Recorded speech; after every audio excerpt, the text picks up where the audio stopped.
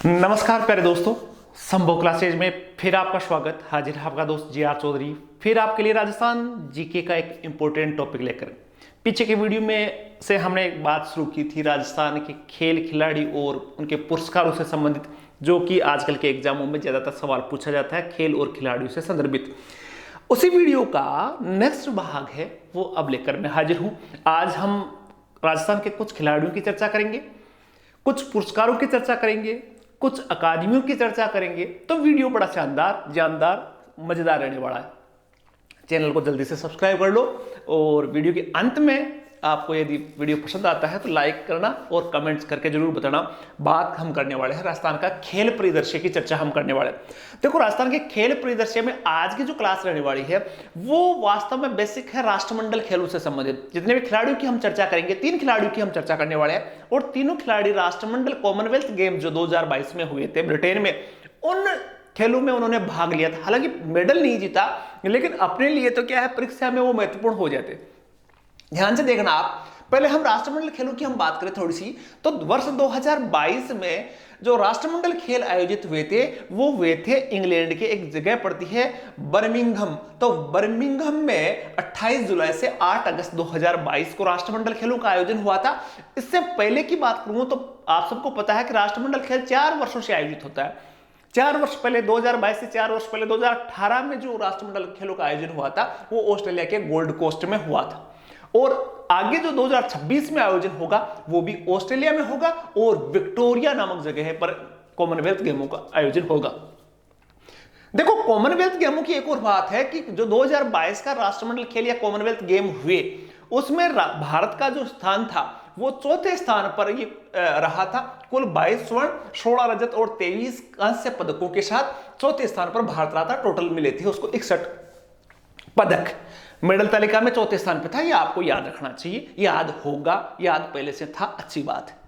लेकिन अपने तो राजस्थान के संदर्भ में बात करें तो पहली चीज जो अपने को याद रखनी है, मैंने पहले के वीडियो में बताया था आपको कि यार जितने भी आजकल बड़े बड़े इवेंट होते हैं स्पोर्ट्स के, उन इवेंट्स में राज्य सरकार ने पुरस्कार राशि बढ़ा दी है। मैंने कहा था ओलंपिक और पैरा ओलंपिक खेलों में 3 करोड़, 2 करोड़ और 1 करोड़ रुपए की राशि प्रदान की जाती है गोल्ड मेडल, सिल्वर मेडल और ब्रॉन्ज मेडल के लिए।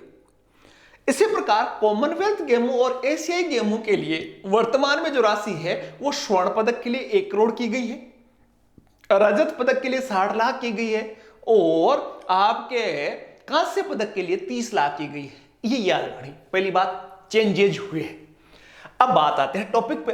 तो राष्ट्रमंडल खेलों में राजस्थान के 3 खिलाड़ियों ने भाग लिया था। हम चर्चा करते हैं उनकी, क्योंकि यहां से सवाल निकल कर आता है। मोस्ट चीजें यहां से पूछे जाते हैं। 2 चीजों पे मुख्य ध्यान रखना, एक तो किसी खिलाड़ी का नाम होता है तो वो किस खेल से संबंधित होता है ये पूछा जाता है, और कभी कभी ये भी पूछा जाता है कि वो किस जिले, राजस्थान के किस जिले से का निवासी है, किस जिले से संदर्भित है, तो वो भी आपसे पूछा जा सकता है। तो 3 खिलाड़ी, पहले स्क्रीन पे आपकी जो एक महिला आ रही है उसका नाम है मंजूबाला स्वामी।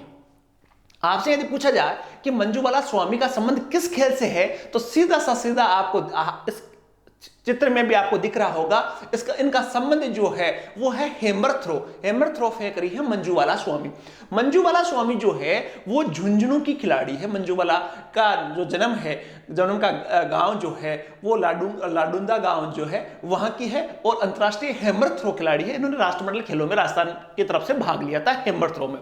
पहली खिलाड़ी का नाम याद रखना। दूसरा जो खिलाड़ी है वो है वेट लिफ्टर और इनका नाम जो है वो है अजय सिंह शेखावत। ये अजय सिंह शेखावत वेट लिफ्टिंग से संबंधित है और इनका भी जिला जो पड़ता है वो पड़ता है झुंझुनू। मंजूबाला स्वामी और अजय सिंह शेखावत, 2 खिलाड़ियों को आपने याद रखना है। 2 खिलाड़ी कौन कौन से हुए? मंजूबाला स्वामी और अजय सिंह शेखावत। ये झुंझुनू के हैं और वेट लिफ्टिंग से संबंधित है। नेक्स्ट खिलाड़ी की हम बात करें तो नेक्स्ट खिलाड़ी जो है वो है, तस्वीर आपको सामने है, ये है भावना जाट। और भावना जाट जो है वो राजसमंद से बिलोंग करती है और इनका जो इवेंट है स्पोर्ट्स में वो है पैदल चाल। 20 किलोमीटर की पैदल चाल में उन्होंने राष्ट्रीय चैंपियन बनी थी भावना जाट और राष्ट्रमंडल खेलों में राजस्थान की तरफ से भाग लिया था। तो भावना जाट का आपसे कभी भी सवाल पूछिए तो भावना जाट का आपको सीधा सा जवाब राजसमंद से है और पैदल चाल की खिलाड़ी है राजस्थान की महिला खिलाड़ी भावना जाट। 3 खिलाड़ियों की हमने चर्चा की, मंजूबाला, अजय सिंह शेखावत और भावना जाट की हमने चर्चा इसमें की। तो 3 खिलाड़ियों के बारे में डिटेल से पढ़ के आपने को जाना होता है एग्जामों में। बाकी के खिलाड़ियों की चर्चा हमने पहले वाले क्लास में देखी थी। नेक्स्ट हम बात करते हैं, एक अवार्ड है राजस्थान में जिसमें से सवाल पूछे जाते हैं और उस अवार्ड का नाम है मथुरादास माथुर अवार्ड। आपसे सीधा सा सवाल पूछा जाए कि मथुरादास माथुर जो अवार्ड है वो किस खेल के संदर्भ में दिया जाता है।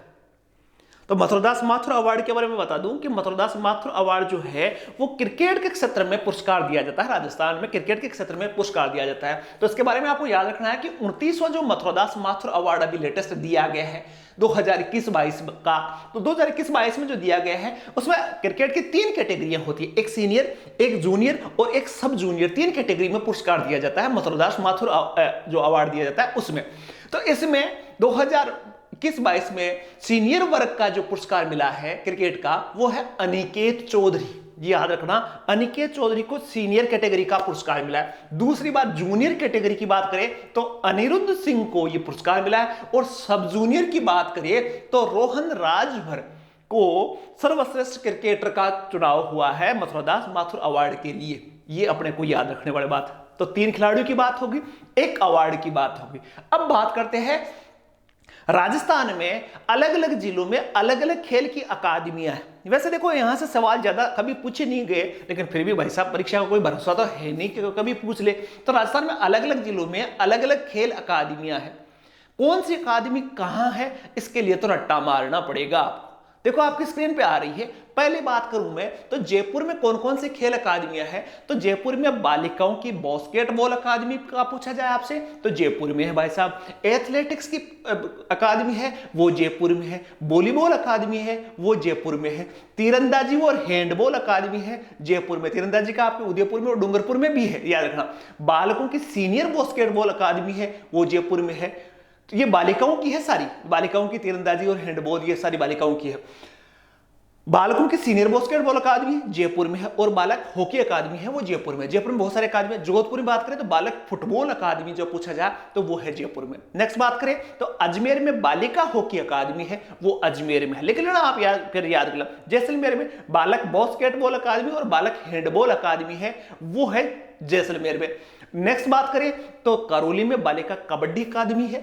इसके अलावा बात करें उदयपुर में बालक तीरंदाजी अकादमी है, जयपुर में भी बात हुई थी। झुंझुनू में बालक वॉलीबॉल अकादमी है, वॉलीबॉल झुंझुनू खिलाड़ी काफी है। भरतपुर में कुश्ती अकादमी है बालकों की, और लड़कियों की जो कुश्ती अकादमी है वो कोटा में। इसके अलावा बात करें बीकानेर में तो बालक साइकिलिंग अकादमी है, और डूंगरपुर में बालक तीरंदाजी अकादमी है। तो ये मोटी मोटी अकादमियां राजस्थान 19 के लगभग अकादमियां है। तो अकादमियां याद रख लेना।